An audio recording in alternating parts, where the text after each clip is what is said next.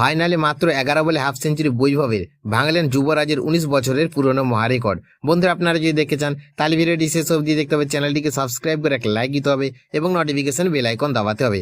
Try nation সিরিজের ফাইনালে শ্রীলঙ্কা এর বিরুদ্ধে ব্যাট হাতে ঝড় তুলেন ভারতের তরুণ তারকা বৈভব সূর্যবংশী। ম্যাচের শুরু থেকে আক্রমণাত্মক মেজাজে ব্যাটিং করেন তিনি।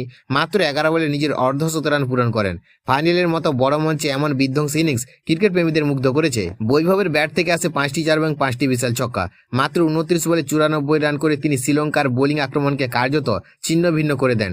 তার স্ট্রাইক রেট ছিল অবিশ্বাস্য 324-এর বেশি। পুরো ইনিংস জুড়ে ছিল আত্মবিশ্বাস, আগ্রাসন এবং নিখুঁত টাইমিং এর প্রদর্শন।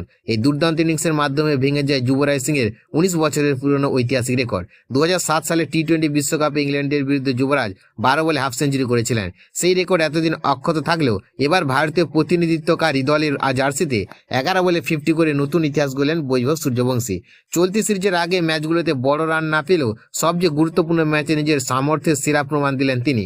আইপিএল 2024-এ দুর্দান্ত পারফরমেন্সের পর এবার আন্তর্জাতিক ক্রিকেটের দরজায় আরও জোর কড়া নাড়ছে বৈভব। অনেকের মতে খুব শীঘ্রই ভারতীয় সিনিয়র দলের জার্সিতেও দেখা যেতে পারে এই বিস্ময়ময় প্রতিভাকে।